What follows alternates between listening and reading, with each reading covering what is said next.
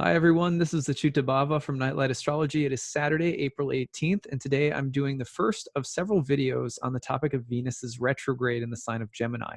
Now this is a transit that's coming up next month in May, but Venus is now in Gemini all the way until early August, I believe it is. So a long time to be hanging out with Venus in Gemini. We're going to cover this from a few different angles. So in today's video, I'm just going to give you the basic archetypal combination of Venus in Gemini, Venus in Mercury's sign. And then in the next talk, we'll be looking at two other facets of this total Venus retrograde period that are really important, including Venus's square to Neptune. We'll also take a look at the fact that as Venus is going through this long period in Gemini, Mercury's sign changes and Mercury's retrograde are going to have a big impact on all of this. And then finally, we're also going to take a look at Venus's, the overall meaning of a Venus retrograde and what retrogrades mean in particular. So that's how we're going to break it down in maybe 3 videos, maybe 2, we'll see. So today we're just going to get an understanding of what Venus Mercury combination looks like, of what Venus in Gemini looks like, given that we're kind of unpacking this big retrograde period that's coming. Okay, so let me first of all just show you this on the screen so you can get a look as always. Now, Venus is hanging out in Gemini at about the 12th degree right now, starting to close in on the square to Neptune, which is going to define a lot of the retrograde period. We're going to follow the tracking of Mercury as in Aries. We'll go through Taurus during this period. We'll go through Mercury we'll go through Gemini, its home sign during this period. We'll finally get into Cancer during this period and then turn retrograde into Cancer. So, you know, Venus right now, a long period in Gemini, it can only be read through the transitioning dynamics of Mercury. So that's going to be a big part of what we look at. This transit, let's see. It began, when did it begin? Let's go back just a little bit here. It looks like it ingressed, I think, about April 3rd. And then the total life, so April 3rd, but check out how long it's going to stay. There's its retrograde in May. It's going to get back in station direct at about the end of June. It goes forward through, takes a while to pick up speed again, right? But you're looking at not entering Cancer until, look at the August 6th into the 7th. So you're like April 1st to the first week of August, Venus in Gemini. If you ever wanted a crash course in Venus in Gemini, you know, this is it. So yeah, and again, Venus square Neptune will look at what's the meaning of a Venus retrograde overall. What will this retrograde mean in particular, given all of the other facets that we unpack? And also, how will the retrograde change as Mercury changes signs? It's going to take a few videos to unpack all of it. So we're going to start with just the basic meaning of Venus in Gemini. So with this combination, what we're looking at is the way in which Venus combines with Mercury. As always in ancient astrology, the main thing to understand any planetary transit is to understand the dignity of the planet. And if it's not in one of its own dignities, its exaltation or its domicile, then what we're looking at is, well, whose house is it hanging out in? Think of it like a house guest in your house. If you're in your own house, that would be like the sun in Leo, or the moon in Cancer, or Mercury in Gemini, or Venus in Taurus, or Mars in Scorpio, or something like Saturn in Aquarius. You're in your own house, you feel pretty good. It's easiest to be yourself and just kind of do your own thing. When you are in somebody else's house, you have to play by their rules and you get whatever they provide for you. So when Venus is in Gemini, Venus is not in one of her own dignities. Venus is very specifically in the domicile of Gemini. There's no exaltation ruler for Gemini. So this is just the domicile of Mercury. Excuse me, did I say it's the domicile? It's in Gemini, the domicile of Mercury. So in that sense, Venus always wants to enact Venusian significations. What would those be? Beauty, romance, friendship, harmony, grace, love, romance, pleasant or pleasing things, anything that satisfies the senses, sense gratification, desire, attractiveness, diplomacy, and agreement. So bringing unlike things together. So that's what Venus is always doing. It's like, well, what kinds of things are you going to harmonize or find attractive or romantic, or what kinds of what kinds of beautiful things will you emit or be attracted to or something like that. And it's going to be mercurial things. Airy, masculine sign of Mercury, or yang, you could say.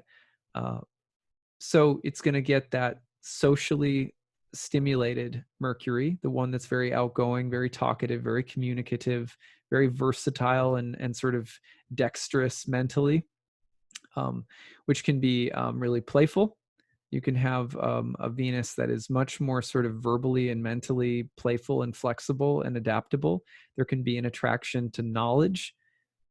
Venus loves, mercurial things, you might say, or Venus wants something beautiful, and Mercury is like, here's a beautiful book, or a beautiful piece of technology, or a beautiful technical design of some kind, or a beautiful piece of information, or something that blends digital technical skills with aesthetic skills, like a graphic designer.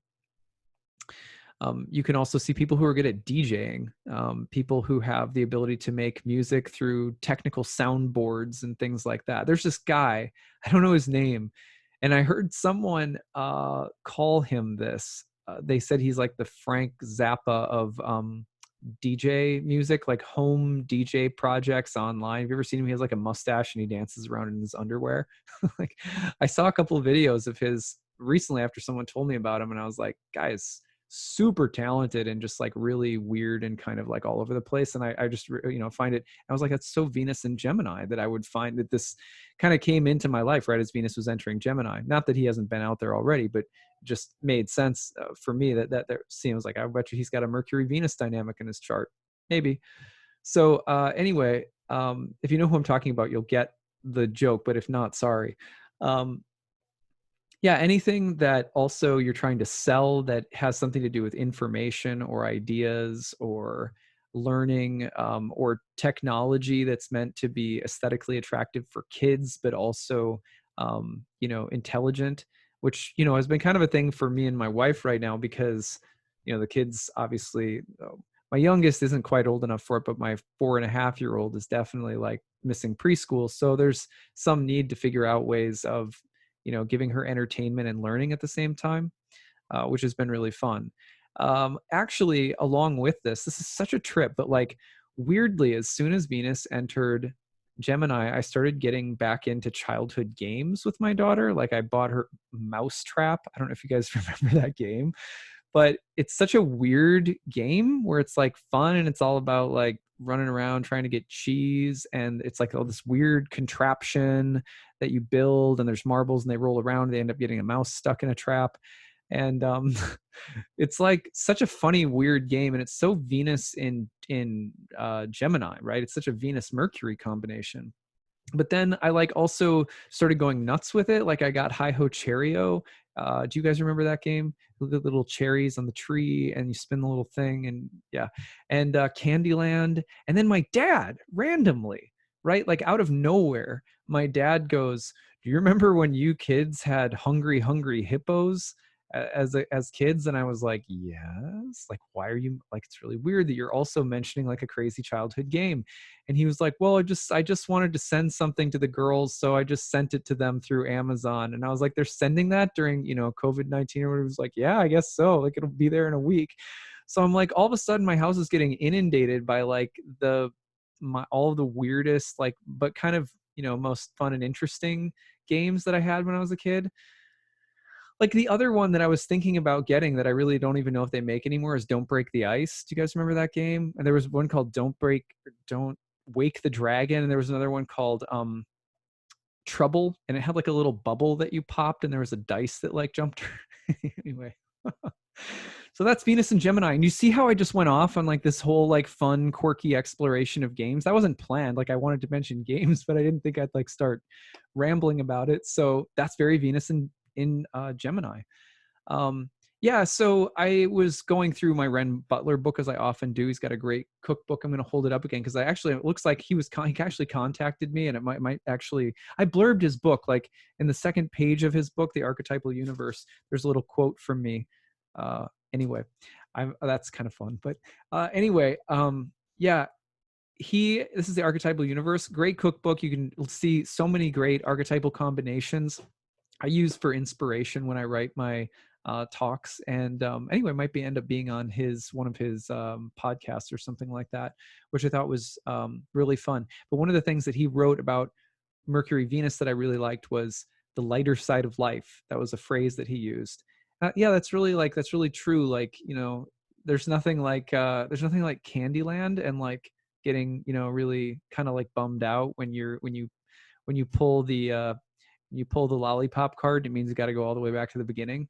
I was like really getting into it, and anyway, so yeah, it's interesting too that, like, okay, so this is this other thing that I'm not proud to say that I checked out, but I had to, just because I'm on social media all the time, and when something starts trending, I like to know about it, just because I find that it's good to just be kind of wired into popular culture a little bit because of the videos I make and so forth. So I look at stupid stuff a lot, even though, you know, it's not something that I would necessarily be into, but I kind of want to check it out. Well, I have Mars and Gemini, so I'm also just kind of curious like that. But so anyway, there's this new thing called TikTok, and probably some of you have heard of it, but it's like this app. And basically, as far as I can tell, it's just people doing pranks, doing dances that like everybody's doing to the exact same song. So I think there must be some place that you go to get the song and how to do it, because it looks like lots of people in their living rooms basically learning how to do silly things. And it was, my girls sat on the couch with me, and then I just had to rid myself of it very quickly, because my daughters started running around the house singing songs that they heard on TikTok that were not necessarily great. No. um, and actually, one of the songs that was going around, literally the line in the song was, I'm bored in the house and I'm in the house bored. And it just like repeated like that. And I think it was like a pop song. So my daughters were like running around the house doing this. And they were like, let's look at the TikTok. Let's look at the TikTok. And I was like, this thing is like crack. This is like bad cocaine. This is, so I was like, and that's what it was. But there was really funny stuff on there. But then I was also like, this is Venus and Gemini. This is so trendy and like superficial. And then I was like, well, it's the lighter side of life, back and forth like this. So TikTok, Venus and Gemini. Long thing with Venus and Gemini coming up. And potentially, obviously, we have some Venus and Gemini ramifications for social distancing. But I think it's at least helpful that while we're social distancing, Venus is in Gemini, because apparently that means everyone's coming up with really clever, funny, kind of silly things to do in their houses. Now, I know that that's not true for everyone. So I'm trying to make light of it. I know that there are people who are also, serving both my mom and my sister serve in hospitals. So I know that there's a side of it that's really heavy right now too. But anyway, and that's actually the other side of this. Venus in Gemini can also be about things that are quirky and trendy and fatty and not that substantive, sort of superficial. So on the other hand, there's singing and songwriting. Venus is beauty, Mercury is writing. So writing things that are beautiful, novels. It's a good time to write in that respect. Attraction and the mind. It's one of those times. There's a word for it, and I forget what it's called, but it basically means what I find sexy are people who are smart, and there's like a word for it. Anyway, Venus in Gemini is often attracted to intelligence. Venus in Gemini is often attraction through speech, through kind of like flirtatious banter. It can be charming and articulate. Let's see. Yeah, Mercury and Venus traditionally have kind of a weird dynamic across the Virgo Pisces axis, where Pisces is exalted Venus is exalted in Pisces where Mercury is in its fall, and Mercury is exalted in Virgo where Venus is in its fall. And there was a saying from this author Rhetorius that this is the case because Venus loves what's sensual and Mercury loves what's intellectual, and the two sometimes don't get along. So there can also be this thing where it's like, people who don't find intelligence attractive could feel that this is a very heady transit that's kind of a turnoff. On the other hand, if you find it attractive, it might be really nice. But generally, the sensual and the intellectual have kind of an awkward relationship with each other. So, for example, when Venus is in Gemini, Mercury's sign changes matter a lot. I'm going to do that in a future video, but like Mercury going through Aries right now, attraction to more combative, jocular, kind of assertive communication, for example. Whereas when Mercury goes into Taurus, that's going to be really dynamic and awesome because Venus is in Mercury's sign and Mercury will be in Venus's sign. So they have what's called mutual reception. And that's where things will get even more sort of Venusian. The Venusian aspect will become stronger, and the Mercury aspect will diminish just a bit. They'll complement each other a little bit more. Whereas right now, Venus is maybe, more predominantly mercurial. Venus will become more like herself, you could say, when Mercury enters Taurus, and have mutual reception. I'll be talking about that in a future video. Anyway, the need to stimulate the mind, the need for multiple options, flexibility, doing lots of things at the same time, multiple attractions, polyamory, gender fluidity. These are all Mercury and Venus and Mercury sign.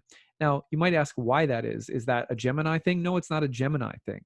It's not a Gemini thing. It's a Mercury thing.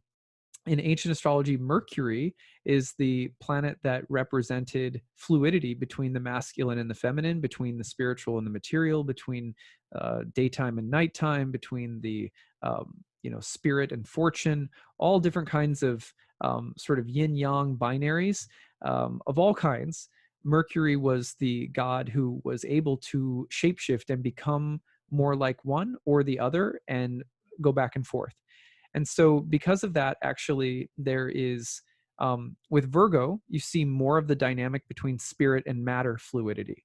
So for example, many Virgos are working to be of this world while not being of this world.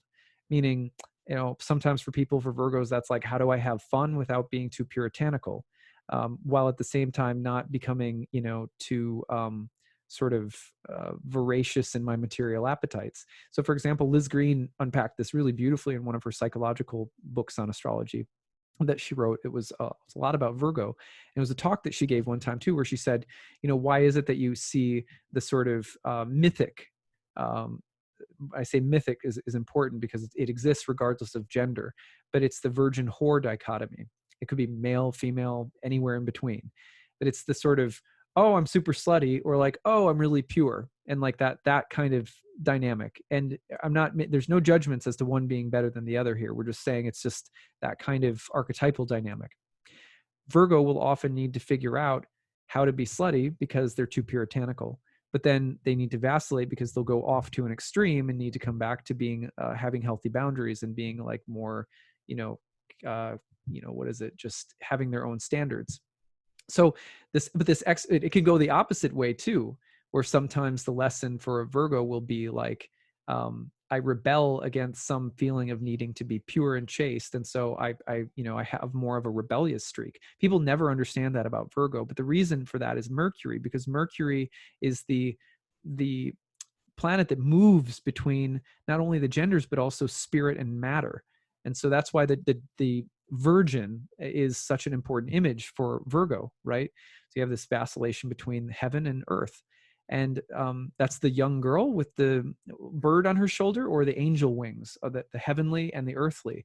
And so she's a figure of the feminine trying to figure out what it means to be otherworldly and spiritual, while also embodied and sensual. And that's why Mercury represents the crossover between the two, and sometimes the polarization that happens as well.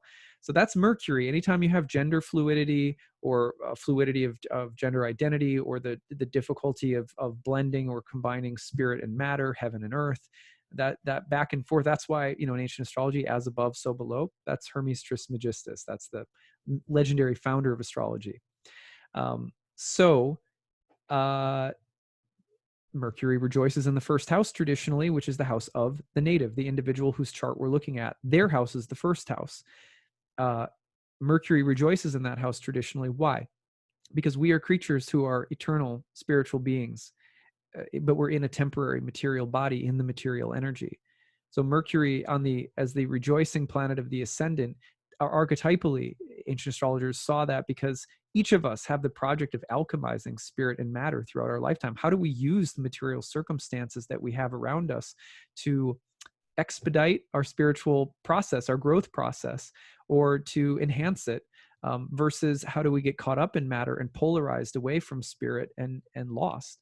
So those are mercurial questions, which is why the legendary founder of astrology is Hermes Trismegistus, and why this science is called Hermetic. So all of that being said, when Venus is in Mercury's sign, there's also explorations about the alchemy of spirit and matter in love and relationships. So there's messages that come through that have to do with trying to bring heavenly and earthly things together in ways that are beautiful, pleasing, satisfying without being indulgent, superficial, or vain. Mousetrap is fun. Is there some way of weaving that into, you know, a positive so that it doesn't become just a waste of time? That's maybe a bad example. Let's maybe use like video games, right? You could see how video games could like become a huge waste of time in a person's life. But like, you know, teaching my daughter maybe how to play Mario Brothers or something like that could be a really fun bonding experience. So sometimes it's also about the kind of just figuring out what is harmless fun and joy to be had in ways that are lighthearted. You know, uh, how do the spirits play, right? We're all spirits.